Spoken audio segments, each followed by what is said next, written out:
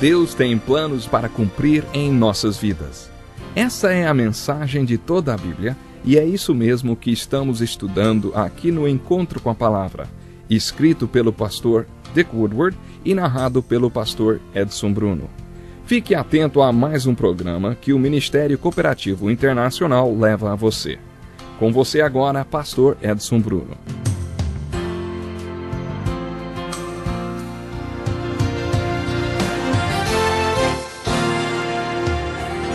Seja muito bem-vindo ao Encontro com a Palavra. Este programa é parte de um curso panorâmico de todos os livros da Bíblia. Depois que concluirmos este curso, iniciaremos outro mais detalhado, quando será analisado versículo por versículo. Chegamos ao livro de Hebreus, no Novo Testamento, e no programa de hoje enfocaremos o capítulo 11. Preste atenção neste trecho que começa no versículo 32 do capítulo 10. Lembrem-se dos primeiros dias, depois que vocês foram iluminados, quando suportaram muita luta e muito sofrimento.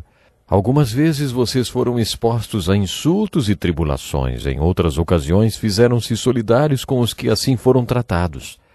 Vocês se compadeceram dos que estavam na prisão e aceitaram alegremente o confisco dos seus próprios bens, pois sabiam que possuíam bens superiores e permanentes.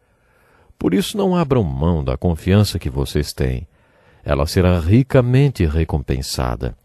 Vocês precisam perseverar, de modo que quando tiverem feito a vontade de Deus, recebam o que Ele prometeu, pois em breve, muito em breve, aquele que vem virá, e não demorará. Mas o meu justo viverá pela fé, e se retroceder, não me agradarei dele. Nós, porém, não somos dos que retrocedem e são destruídos, mas dos que creem e são salvos. Ora, a fé é a certeza daquilo que esperamos e a prova das coisas que não vemos. Pois por meio dela os antigos receberam bom testemunho. Pela fé entendemos que o universo foi formado pela palavra de Deus, de modo que aquilo que se vê não foi feito do que é visível. Pela fé Abel ofereceu a Deus um sacrifício superior ao de Caim. Pela fé ele foi reconhecido como justo quando Deus aprovou as suas ofertas. Embora esteja morto, por meio da fé ainda fala. Pela fé Enoque foi arrebatado, de modo que não experimentou a morte. E já não foi encontrado, porque Deus o havia arrebatado, pois antes de ser arrebatado recebeu testemunho de que tinha agradado a Deus.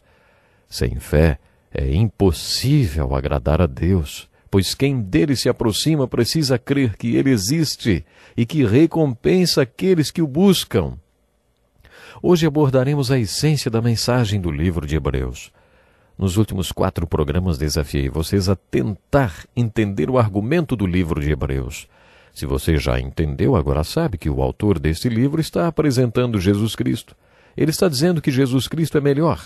Ele está exortando o povo judeu, para quem escreveu a carta, a entender e acreditar que Jesus Cristo é melhor do que tudo aquilo que eles prezavam tanto. Os profetas, os anjos, Moisés, Josué, o sacerdócio, as alianças e o tabernáculo no deserto. O autor desta obra-prima teológica declarou que Jesus Cristo é melhor do que todas essas coisas e também exortou aqueles judeus cristãos perseguidos a se entregarem totalmente a Jesus Cristo. Este texto nos leva a concluir que alguns daqueles judeus cristãos estavam tão desesperados, a ponto de desistir da fé em Jesus Cristo e em Deus. Por isso, o livro de Hebreus é repleto de exortações para que eles cruzassem a linha de fé e adentrassem o milagre da salvação. No final do capítulo 10 e começo do 11, o autor atingiu a parte central de sua argumentação, dizendo àquele povo desencorajado e perseguido que não desistissem da fé. O autor então passou a dar razões àqueles crentes messiânicos para que não desistissem da fé. O capítulo 11 de Hebreus é conhecido como o capítulo da fé, mas se analisarmos este capítulo dentro do contexto da carta a partir do capítulo 10, veremos que ele é muito mais do que um capítulo da fé. O capítulo 11 de Hebreus é uma exortação para que eles não desistissem da fé e faz parte da argumentação de todo o livro. O autor exortou aquele povo apresentando 10 ou 11 razões pelas quais não podemos desistir da nossa fé. O capítulo 11 é parte desta exortação. No capítulo 10, a partir do ponto que lemos juntos, o autor disse àquele povo, e é claro, para você e para mim também, principalmente se estivermos desencorajados ou sofrendo ou tendo muitos problemas ou num estado de desespero, para não desistirmos da fé. E por que não? Porque, afinal, a fé os salvou. Eu não sei se você tem uma data marcante na sua vida espiritual, como o dia em que professou sua fé ou foi batizado. Esse autor recomendou que lembrássemos destas datas marcantes. Aparentemente, eles tiveram uma experiência de salvação acompanhada do primeiro amor por Cristo e o autor estava relembrando esta forte experiência. Ele estava falando da experiência de salvação, de tudo pelo que haviam passado, talvez aprisionamento e perseguição, para que aceitassem com alegria, sabendo que no céu teriam a recompensa. O autor estava evocando aquela primeira experiência de salvação e tudo o que ela significou. Ele os estava exortando a se lembrarem que tinham sido salvos pela fé. Por isso não poderiam abandonar a fé que os tinha salvado. A seguir, o autor apresentou outra razão para que aqueles judeus cristãos não desistissem de sua fé. No capítulo 10, versículo 38, ele citou Abacuque. Você está lembrado da declaração de Abacuque? O justo viverá por fé. Nesse trecho, o autor estava dizendo que, além da fé salvar, ela é necessária para viver. Além de ser salvo pela fé, você também vive pela fé. Esta carta não foi escrita em capítulos. Inicialmente era um texto corrido. O argumento do autor continua passando do capítulo 10 para o 11, apesar de haver esta divisão. O que o autor está dizendo é para que aqueles cristãos não desistissem de sua fé por causa do que ela é. É neste contexto que ele começa a descrever a fé. É muito difícil definir fé, mas podemos descrever. É isso que o autor de Hebreus estava fazendo quando escreveu: a fé é a certeza daquilo que esperamos e a prova das coisas que não vemos. No final do capítulo 13 de 1 Coríntios, o apóstolo Paulo diz que há 3 coisas na vida que permanecem: esperança, fé e amor. Ele se apressa a dizer que o maior destes é o amor. Mas no capítulo 11 de Hebreus damos o próximo passo entre a esperança e a fé. O autor escreveu: fé é a substância de tudo aquilo pelo que você espera.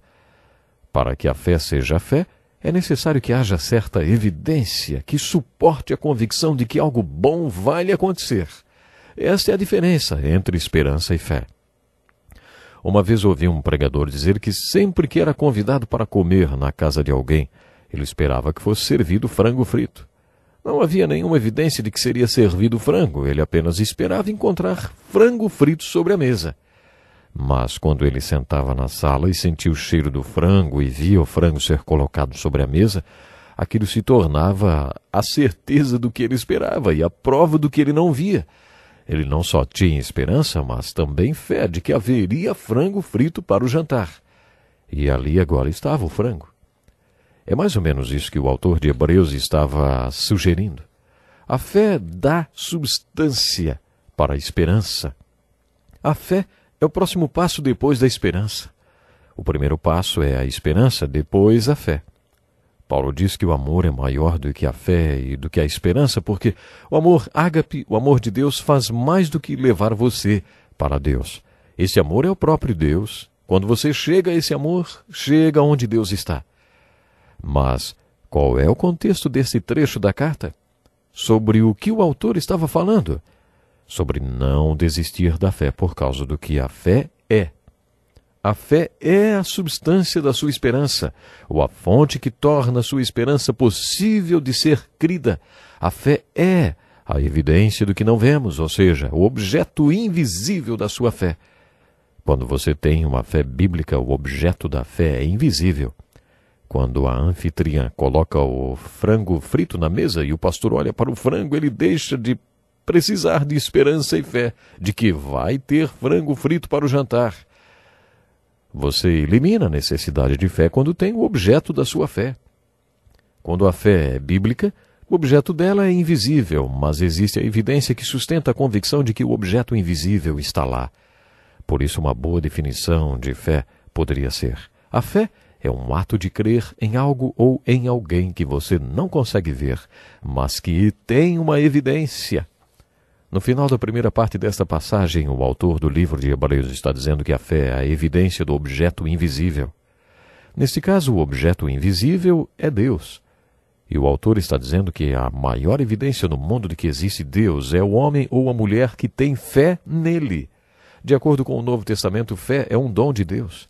Portanto, o homem ou a mulher que tem fé é a maior evidência na terra de que o doador da fé existe. Uma das matérias que temos no seminário é Evidências Cristãs. Esta matéria prepara o aluno para a batalha de responder perguntas como: Deus existe ou não? Quando você faz a matéria Evidência Cristã, estuda todas as evidências que sugerem que a Bíblia é a palavra de Deus, todas as evidências de que é possível acreditar no cristianismo. Mas quais são as maiores evidências do cristianismo? Quando o autor de Hebreus escreveu o capítulo 11, declarou que a maior evidência no mundo de que existe Deus é o homem ou a mulher que tem fé, porque Deus é a fonte da fé dele ou dela. A fé é um dom de Deus, e qualquer um que tem o dom da fé é a maior evidência de que o doador da fé existe. A fé é a substância de coisas pelas quais se espera, a evidência das coisas que não se vê. Entre outras coisas, o autor deste documento tão profundo está dizendo que a fé por si só é a evidência da existência do Deus invisível. A minha tese no final do curso de teologia foi exatamente sobre a fé. Bom, mas o relógio me avisa que já é hora de encerrar o programa, mas antes de terminar, quero lançar um desafio. Você entende o que a Bíblia quer dizer quando afirma que a fé é o dom de Deus e qual é a maior evidência de que Deus é o grande doador da fé? Entre outras coisas, isso quer dizer que a questão mais importante referente à fé é: você está disposto a receber de Deus o dom da fé? A fé não é uma proposição intelectual.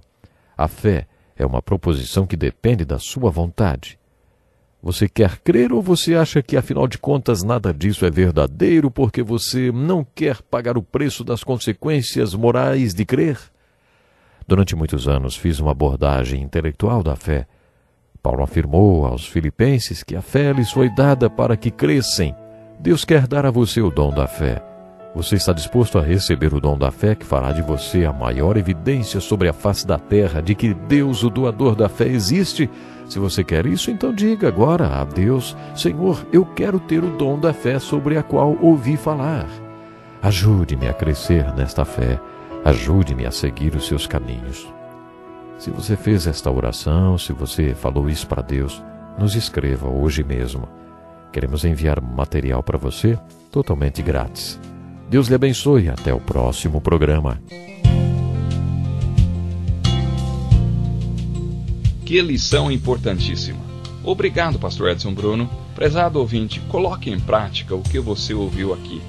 Sem dúvida, sua vida será grandemente abençoada. Este é um estudo escrito pelo Dr. Dick Woodward, na voz do pastor Edson Bruno. Escreva-nos e solicite o material. Nosso endereço é Encontro com a Palavra, Caixa Postal 2011, CEP 89201-970, Joinville, Santa Catarina. Até o nosso próximo encontro com a Palavra.